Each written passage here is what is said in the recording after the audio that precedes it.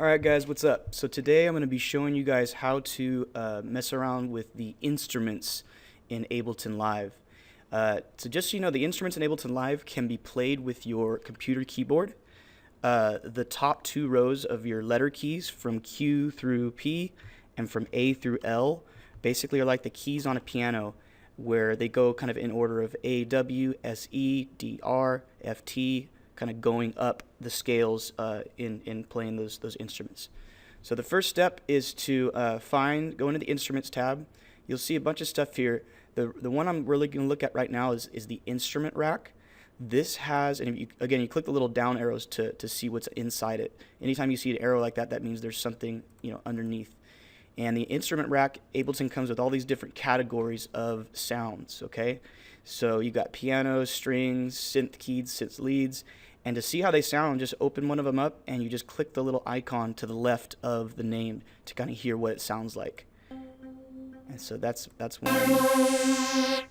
And so you just kind of click, and again, if you can't hear sound, remember it's either that this little thing isn't turned blue, isn't turned on, or it could be that in your options and preferences, you've got to make sure that under driver type here in the audio tab, driver type is set at MME/DirectX, and your output device is set to either your speakers, or you might see something for your headphones too.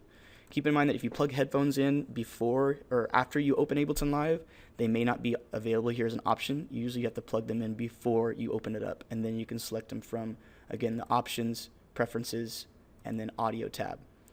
So make sure you can hear sound, obviously, and go through and just try to test out some of these instruments, see what they sound like, and when you find one you like, all you have to do is drag and drop it either into a blank spot over here or into one of these MIDI tracks.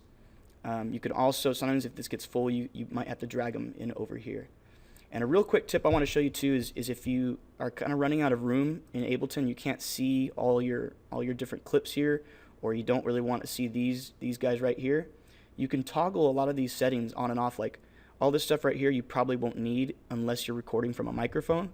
So if you mess with these little orange buttons right here, you can toggle certain parts on and off. So for right now, I want to turn that off.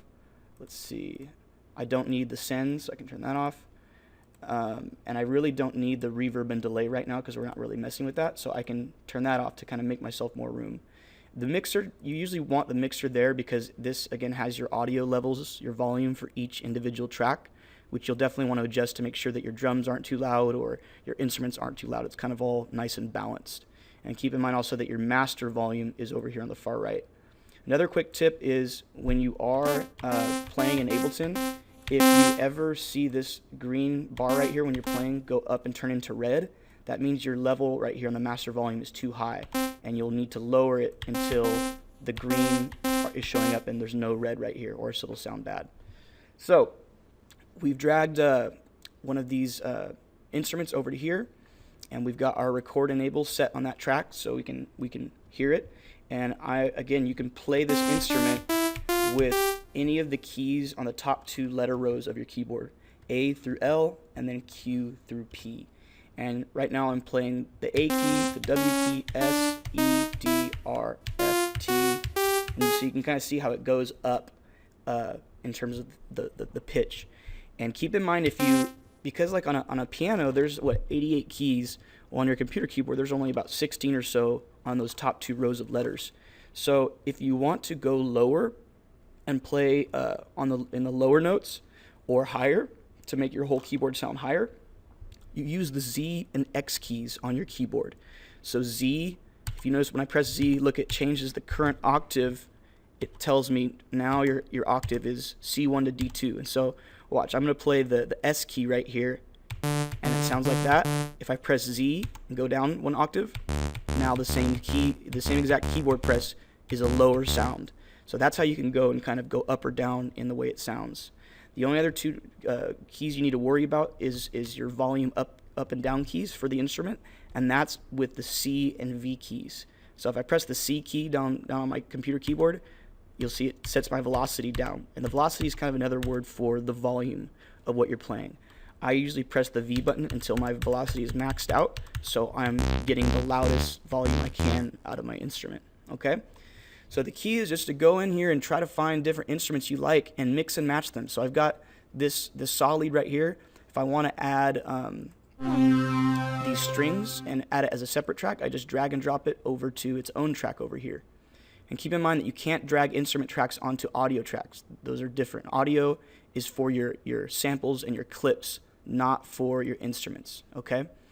And if you ever want to add a new track, you can either right-click over here and click Insert Another MIDI Track, or you can sometimes usually drag and drop one over to the blank area or the little lines in between this and the master to add it there as well.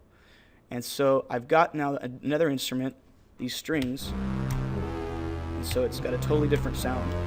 Now the key is to start mixing and matching these different sounds. So I'm going to go find a drum clip that I had recorded earlier, this beat, and I'm going to drag this into an audio, because again it's a .wav file. .wav or .mp3 files can be dragged into these audio tracks. And so now if I want to play my drum beat, that's the beat. Again, if I want to make it slower or faster, I can change this number right here. If I change this to like 100, listen to the difference. Hear how it slows way down?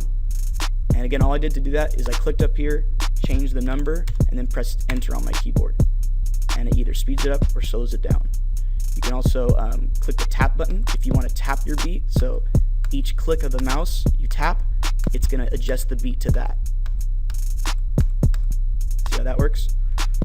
So I've got my beat set. I think I'm actually going to do it at like 120.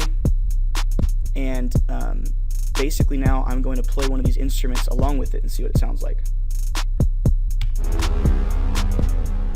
And keep in mind too, you don't just have to play one note at a time on your computer keyboard.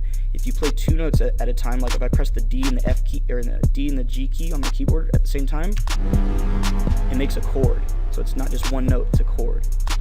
And so say I want to record a little part here and see what it sounds like. All you have to do is press this little circle right here. Again, make sure that the track you want to record on is record enabled by clicking here. And you can either press this button right here to record, or I use this one a lot of times. So I'm going to record and see what it sounds like.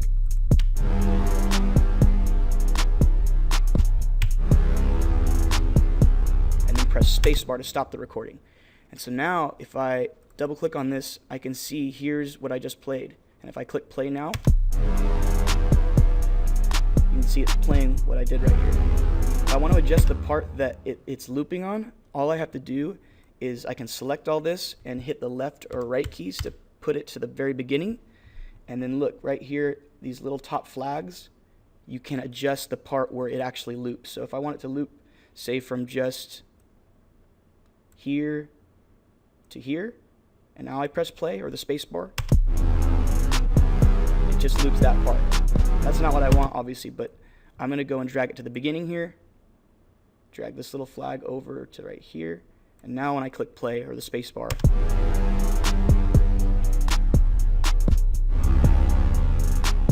and you can see the timing's a little off on what I played. So if I want, you can adjust these notes. These right here are the notes I literally just played. If I click on one, if I go to the left side of it, see how I can now drag that note over here and kind of snap it to this grid. This grid is based off of, you know, your beats per minute or your tempo, and it kind of shows the structure of how your notes work. And you can even draw notes in. If you want to draw your own notes in here without having to play them on the keyboard, all you have to do is right click and go to draw mode, or press the B key on your keyboard, B, and look at, I can just draw in notes. So now if I hit play, now it sounds terrible because those notes don't go together, but and if I obviously want to go backwards and undo those ones I drew in, I can either press B again to switch to my arrow, select them and press delete, or I can also go Control Z to undo my last action. If I press Control Z again, it goes back another step, and if I press Control Z again, it keeps going backwards in these steps, these changes I made. That's another way you can, if you accidentally do something you didn't mean to, you can do Control Z to undo those. So the keys here is to mix different instruments together. Now, like, let's record a separate part and let's see what it sounds like. Probably won't sound that good because I haven't planned this out, but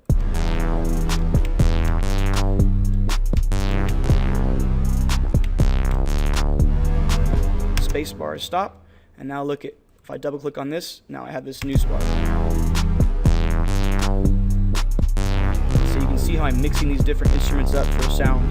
Again, this isn't really a good example because it doesn't sound good. I didn't really plan out how I was going to play this, but the point is that you can mix and match these different instruments together and play other ones on top of each other. Now, if I want to go back to playing this one, I got to make sure I click my record enable, and now when I press the keys on my keyboard, it plays that one. If I want to go back to this one, I record enable down there, and now I can play there.